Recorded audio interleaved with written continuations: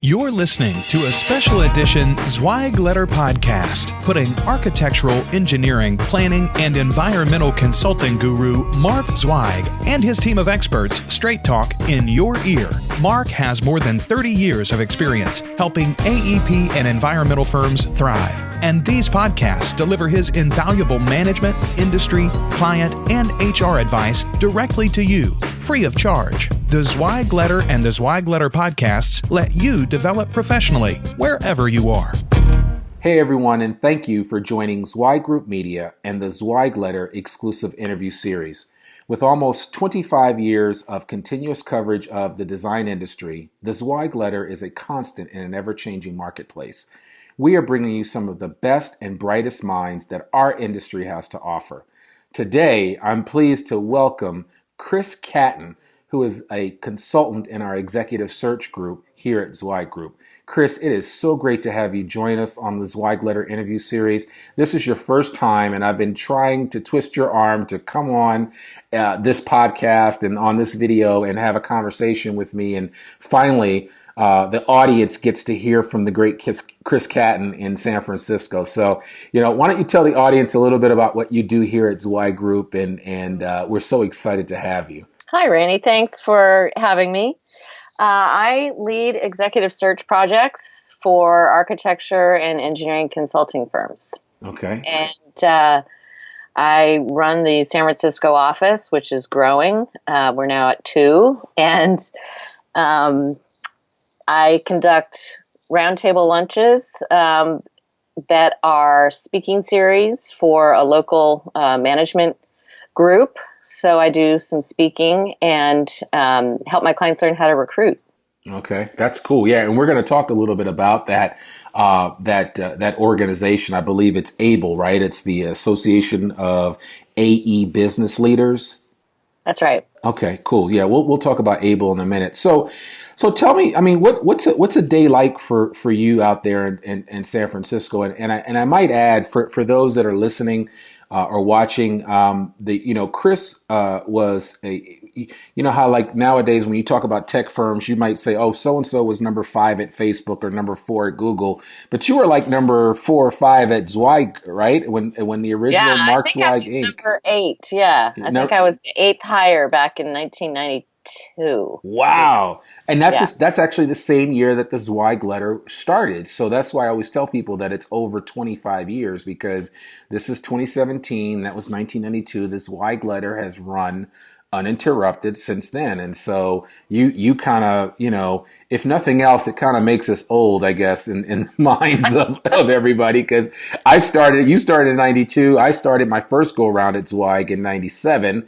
And then I know you left for a while to start a family, and now you've come back and you've done some great things in between, and you've been intimately familiar with the design industry for many years, because you even before you worked at Zweig, you worked for an architecture firm, isn't that right? I did. I worked for 2 architecture firms. Okay.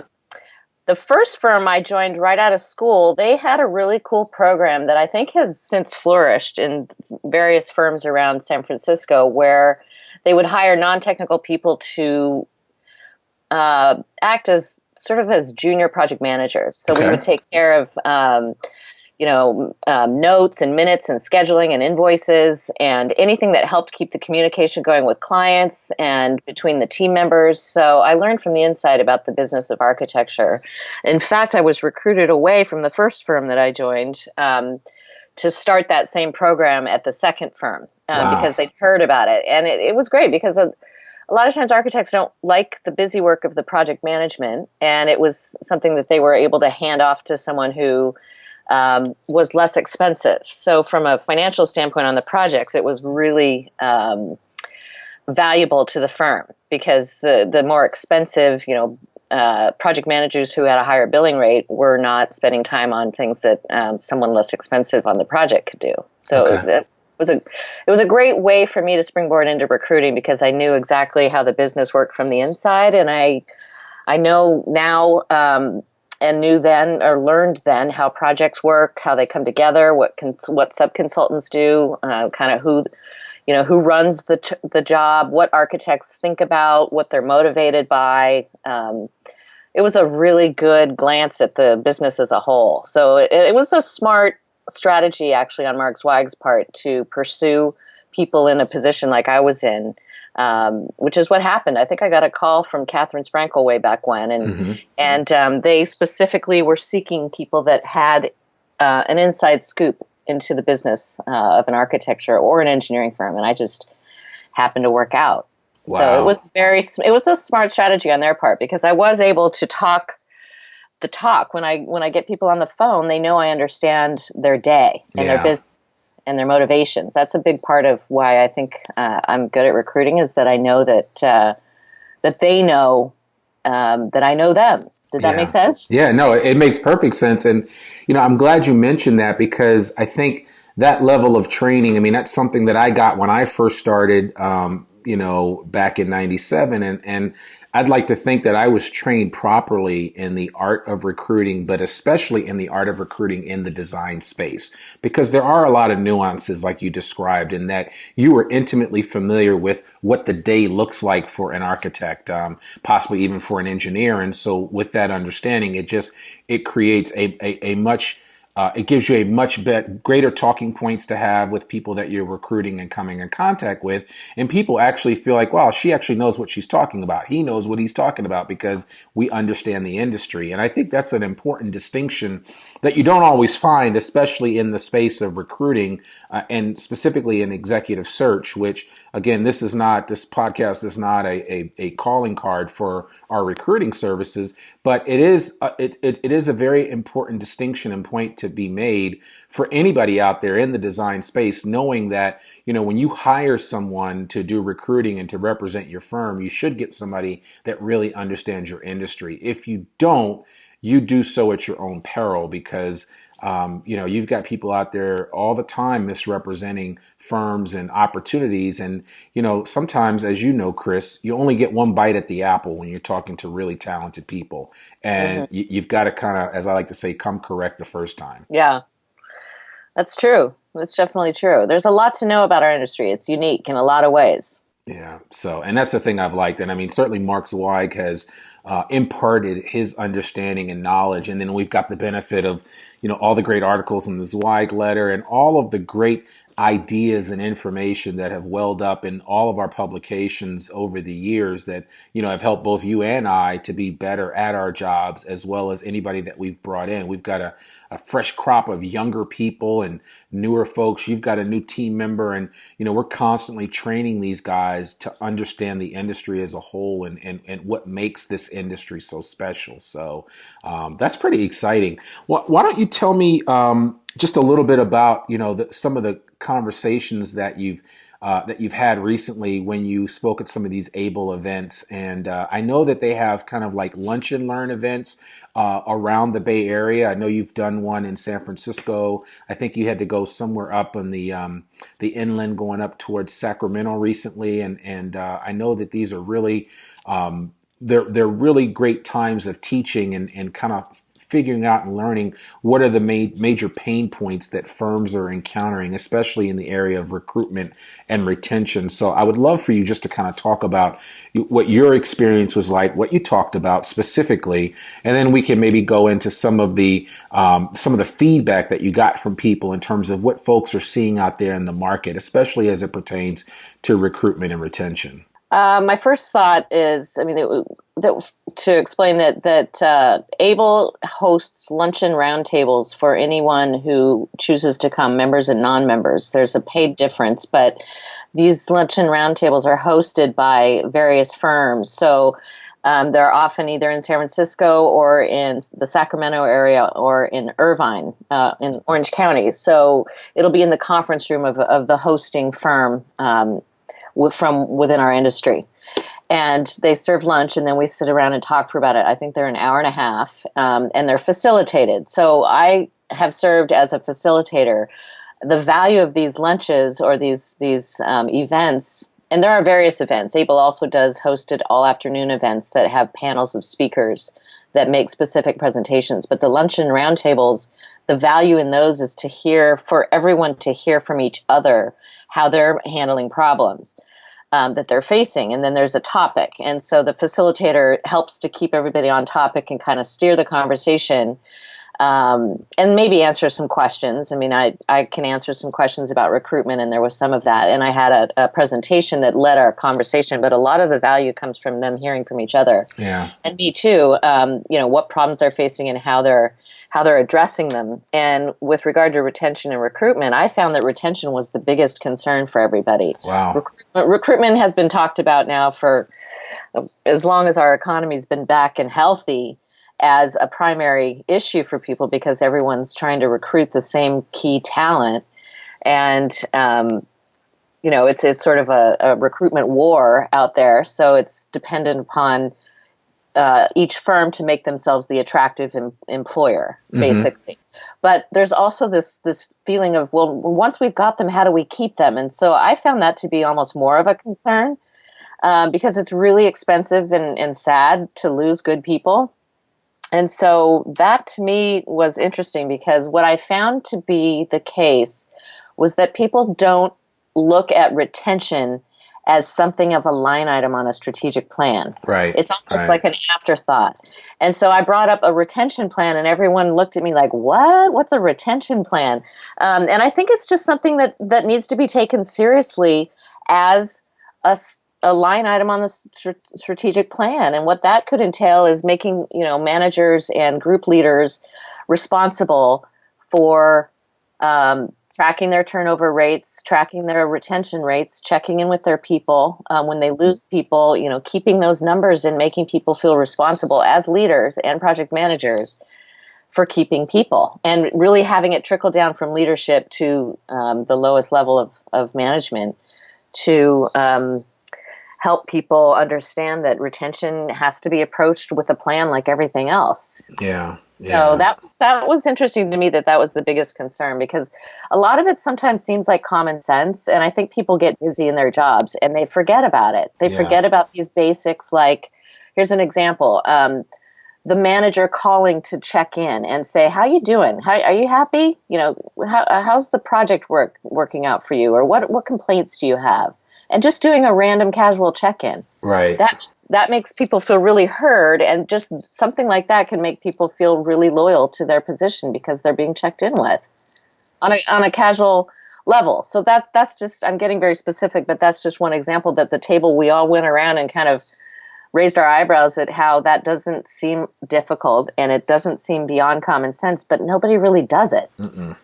So that's just one example. Yeah. Mark Zweig always talks about management by walking around, going around and talking to people. I mean, really talking to them, and, not having folks come to you when everything hits the fire, but, just talking to people on a regular basis. So you're having real conversations that, genuinely lead to admiration, respect, and also being able to head problems off at the pass before they even happen.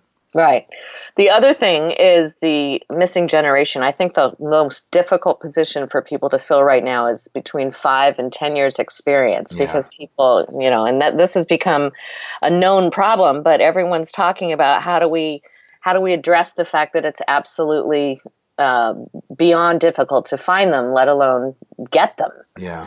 So there was a lot of conversation about that, and people are resorting to signing bonuses. There's what you've discussed before, the gig economy, where there's more use of temporary staffing for typically for production level positions, but people are having to get creative to fill these positions. Yeah, you're absolutely right. And I mean, it is a major problem right now. And so certainly it's an issue that has to be talked about. People have to come up with ideas and creative ways within their own organizations to solve these problems. And, you brought up a key distinction that, and I've talked about KPIs, or key performance indicators. And, if you don't know what to track, you'll never be successful. And you've got to figure out what are those metrics that we have to keep track of. And, we're in a time and a place now where, we have so much information at our disposal, but we don't always use it properly. And I'm always encouraging firms, as I know you are, to keep track of this information, because it will, if we don't do it, it can ultimately create a problem for the organization as a whole and for the overall health of how they're operating, especially when it comes to talent acquisition. That's exactly right. My presentation, I have 3 sections primarily, and then I go into some other bits at the end. But they're planning, recruiting is planning, recruiting is selling, and recruiting is knowing. Okay. And the knowing part is about just that. It's about tracking metrics. It's about keeping in touch with them. It's about watching if something rises or falls and then actually reacting to it and doing something about it. And, recruitment plans need to have those metrics tracked, however small the firm is. Yeah. A lot of people don't bother to do that. So it is sort of a crystal ball looking into, the issues that you face and what's worked and what hasn't. Right. Yeah, no, it's very important. And you're right. Sorry, I want to add one thing, because one thing I've noticed is that firms have gotten a lot more sophisticated at how they're doing this now, because they've had to. And when we go around this table at the luncheon, I've noticed an impressive jump in people's sophistication with regard to recruitment. Okay. Because they've had to step it up to be better.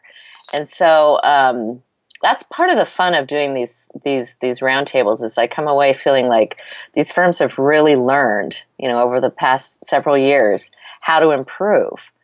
There's always room for improvement, right? Mm-hmm. But they're doing much better at thinking in a sophisticated way about how to be an attractive place of employment. Yeah. A lot of time back in the 90s, I don't know that people put as much thought into it. No, and it's funny, like we always tell people nowadays, I mean, you're not doing anyone a favor by talking to them about an opportunity at your firm. I mean, you have to basically put your sales hat on. I liken it to Glengarry Glen Ross, always be closing. You always have to be on your game when it comes to talking about your organization, why people should come work there, why your firm versus another firm. Exactly. And you have to be thinking that way. The minute that you posture yourself to act as if, and we get this from clients from time to time, where they're like, well, why does this person want to make a move? Well, they don't want to make a move. That's you and I both recruit people that are not actively looking. The key word is they're not looking. So when you talk to anyone that's not looking, it's kind of like if I walk onto the showroom floor of a car dealership, if I'm not looking for a car, you've got to sell me. You've got to sell me on why I need to buy this car, why I need to go fill out a credit report and go, take some money out of the bank or write a check for a down payment on a particular car. You've got to sell me on that. I'm not there to sell you on why you should sell me a car. So the idea is that firms need to understand that and take a different approach to how they talk to candidates, even those that are looking or that send a resume in, because nowadays candidates have a lot of options. They have a ton of options. It's true. And this is actually something that I think is also improving, that people are starting to understand this more and more. But when I take on a search, that's one of the first things I talk with my client about is their ability to put their mind in that place and not have that kind of old school feeling that, everybody's lucky to be considered. Right, and, right. That the minute you decide to go search for somebody, there's going to be a line of people at the door because you think you're great. I mean, right. You are great, but I think people have learned a lot in the last few years and have gotten a lot better about that attitude. Yeah. There's a grace to it, a gracefulness to thinking I need to put my best foot forward just as the candidate does. Yeah, absolutely. And I mean, you're right. There are firms that are getting better. There are some firms that I've seen that have regressed, but overall, I think people are figuring that out and making their place a much more inviting atmosphere for potential candidates that may end up joining them. So.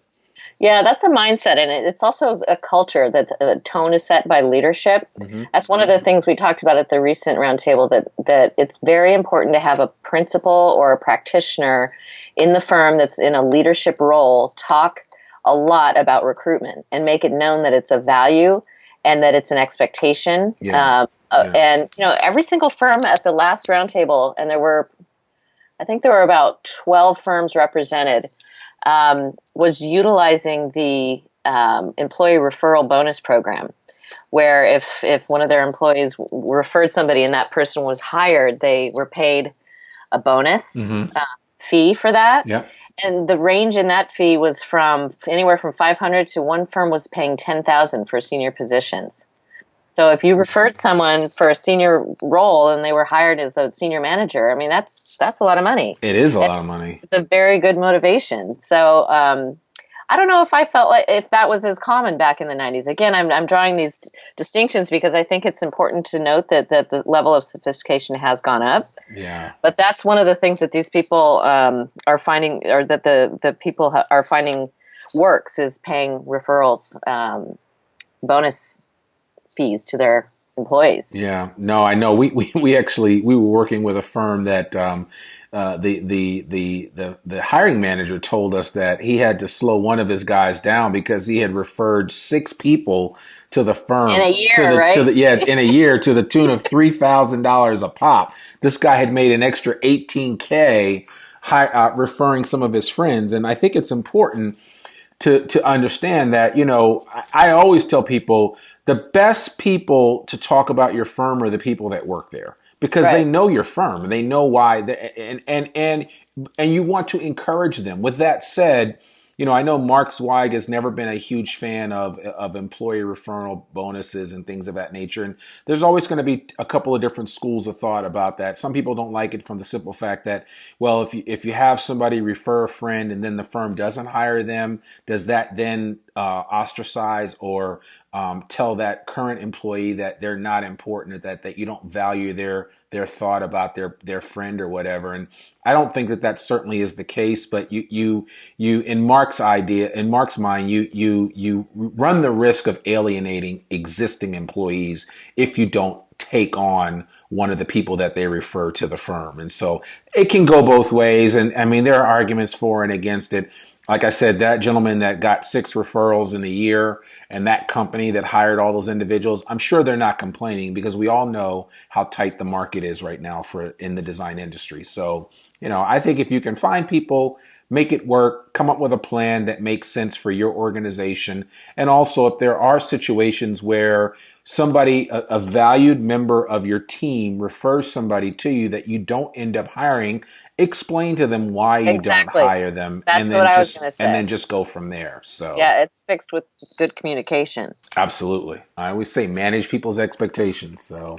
And I think Mark has also said before that there is a feeling that that people should be doing that anyway, and they should be getting paid for it. But I think that's just an extra motivation. Yeah. And I don't know. I'm just repeating what I see in the marketplace, that people utilize this program and that it's working. Yeah, that's cool. Well, so tell me, I mean, given that, you're in, I mean, I always like in the Bay Area, and I mean, again, Zweig has had a presence in the Bay Area for many years now, but, there's always some unique stuff going on in the design industry out in, especially in Northern California. I mean, of course, LA too. So those of you that are in Southern California, please don't send me hate mail. But I mean, the Bay Area is kind of unique in the work that's coming out of there, and there's some actually fabulous firms that are domiciled out of San Francisco specifically. So I mean, is anything you're seeing happening lately that's of interest to you from in the recruiting space at all? Did you mean design? Yeah, for sure. I'm not sure I understand the question, but the Transbay Terminal is the coolest thing going on right now. Okay. Is that what you meant? Like, well, design? Yeah. I mean, I kind of meant from design, but also just from an overall recruiting issue or aspect of how these design firms are recruiting people, and are they you guys in Northern California are always doing things in a cutting edge way, and I didn't know if you had heard about anything that some of these firms are doing locally in your area to to circumvent the challenge of finding really good people. You know what I hear a lot of people saying, and this isn't going to sound new or trendy because it's not. It's just a really solid way, is to locate the schools that generate the best potential staff and students, and then grow your own people. And so they have upped their. A lot of the firms that I've talked with have really increased their presence on campus with firms that they value. Okay. And put a fair amount of effort into hiring really good people right out of school and then growing them. Okay. And then doing the best that they can to retain them. Yeah. And another, sort of creative, a client of ours was doing, they were paying student loans that was a way to defer costs for their hires. And I think it's a tax-free way to provide some income to staff. You mean for student loan repayment?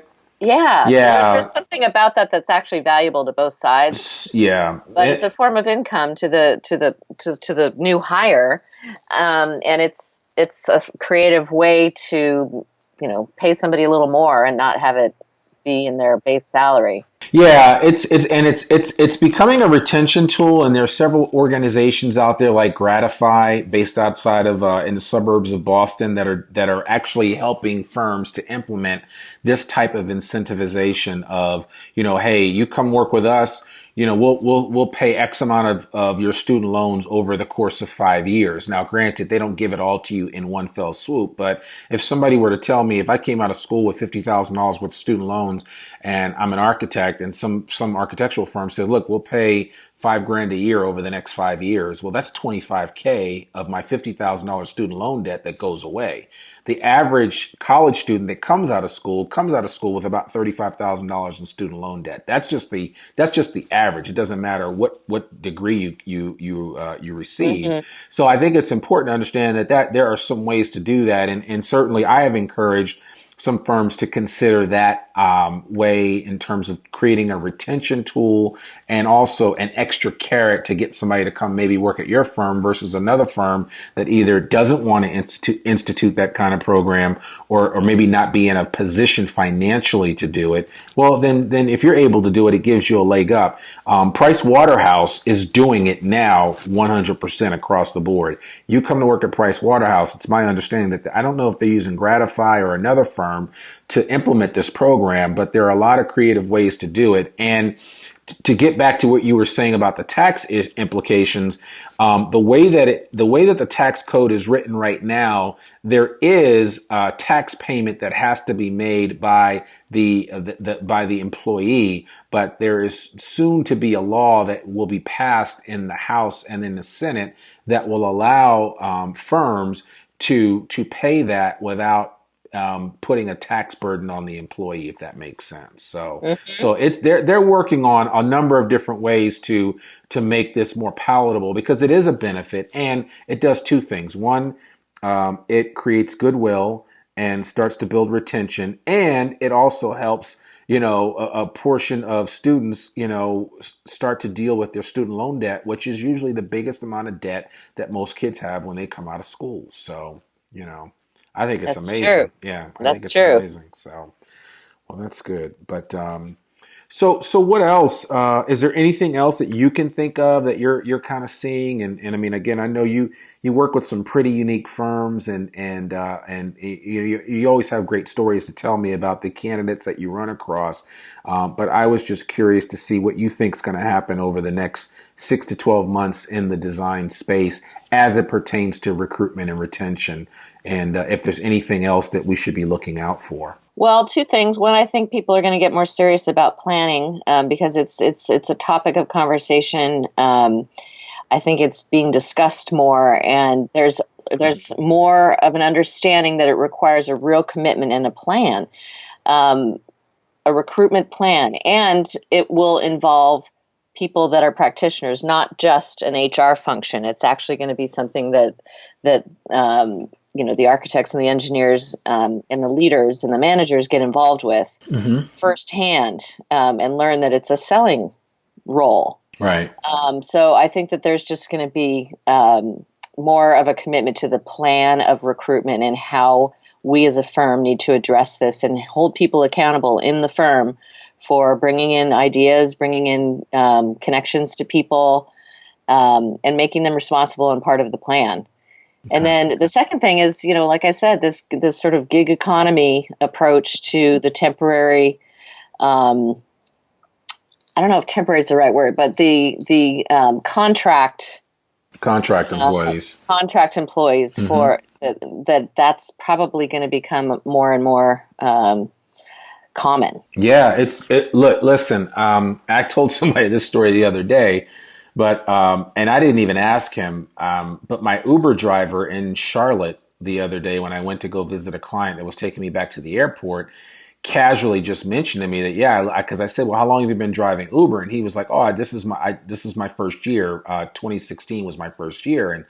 And then he casually just mentioned to me that, I was doing this part-time and I made $31,000 driving Uber part-time. I mean, when people, just for context, I mean, Uber didn't exist in 2011, 2012. It's just taken off in the last few years, and now it's all over the place. And you've got people that are making full-blown salaries just driving people around. I mean, just the other night I had somebody pick me up from the airport and drive me 30 minutes, and he was telling me how he does it. And he said on some nights I can make $800. I mean, that's a lot of money for some people. And it's just amazing that the economy has changed that much. And I say all that to say that, is there ever going to be a day where if I'm running a design firm that I'm literally going to get on an app like Uber and, order up a project manager to come work on a project for 8 months that has a background in healthcare?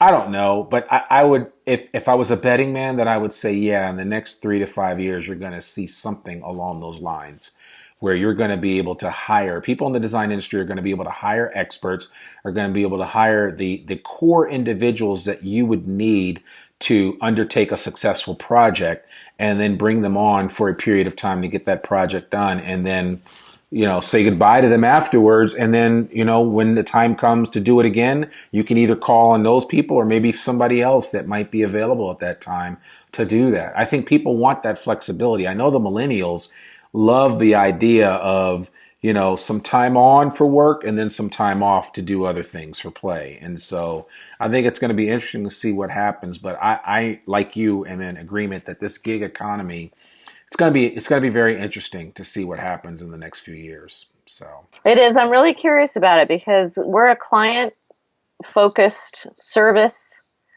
industry, and we provide service to client, which is very relationship-based, very people-oriented. And so, when we talk about this, it's hard for me to picture that because there are teams and face-to-face meetings and things that it's hard to imagine. But I think that you're right. I think that it's gonna have to change in some way for people to be able to meet the needs that they have for hiring and recruiting. If people aren't there, and we don't have the numbers and we don't have the access to talented people, everybody's going to have to get creative. And I think that's a pretty good creative way to meet some needs, maybe not all. Yeah. I still think there's going to be a need to hire people full time all the time. But then, there are going to be certain projects where you're not able, just like you said, those 5 to 10 year people just don't exist. The few that are out there, obviously they're going to mature in age. So that gap that we see is going to move, but it'll still be there because it's going to be like, I need the 15 to 20 year person. And you're like, oh my God, 5 years from now, we're going to be like, well, that person doesn't exist. And so, that's the challenge that you find. So that's right. I think it's going to be really interesting. I really do. And so, that's exciting stuff. I'm excited to finally have you on to do this podcast because this was the kind of conversation I knew we would be able to have. And with all of your experience and knowledge and just what you've seen in the industry, I think it's good for people to hear your perspective on things and what's going to happen and what has happened. So that's awesome, Chris. I'm so glad you decided to join us today. I really appreciate that. Listen, we are doing something new here on the TZL interview series, and we want to go deeper for our audience and learn who the real Chris Catton is, or Uh-oh. as I like to call you, Catterific. But we have a couple of simple questions that we'll end our interview with, and hopefully we'll have some fun in the process. Are you ready? Yeah. Okay. I am. All right. What was the last book that you read? And I know you read voraciously. You tell me all the time you read more than you watch TV, which I think could be a lie, but I don't know. So no, it's true. It's true. true. Watching TV puts me to sleep for some reason, but unless it's I've got a couple of favorites. But anyway, the last book. I read books all at the same time, so I oftentimes have several going at once, which is sort of confusing. But the last one I actually finished was called "The Boys in the Boat." Okay. By Daniel Brown, because my daughter, my oldest daughter, 17-year-old, was racing crew for the Maroon crew team. And this book is about the formation of crew as a sport in the United States. And it's really well written. So that's the answer to your question. Okay, cool. Boys in the Boat. Boys in the Boat. It's a great book. All right, cool. We'll have to check that out. We will. We'll put a link to all this good stuff in our show notes. We want to make sure that everybody has information about that. Where did you go on your last vacation? I went to the Oregon coast, which was very interesting because we had a major snowstorm and I got snowed in for an extra 2 days. Wow. I'm from Portland, so I have family there. All right. So when you watch Portlandia, does that resonate with you? Yes, that's the show I was gonna say when I fall asleep when I watch TV unless it's Portlandia. I watched that show. It's so good. So it's really real. Yeah, it is. So that when you watch it, do you see places like I know that place or I know? Okay, that's cool. A lot of it is filmed in Northeast Portland, which is actually where I stay when I go because I stay with family there, and they've really pegged the town of Portland. Wow. In that show, they've got it. They've got it down. That's awesome. Well, my next question was, if you could binge watch one TV series, old or new, what would it be? But I think I know the answer to that. It would either be Portlandia or what? The Brady Bunch? I don't know. It's Portlandia. It is Portlandia. Okay. Yeah, all right. Yeah. So there we go. Well, there you have it, folks. That a little glimpse into the life of Chris Catton.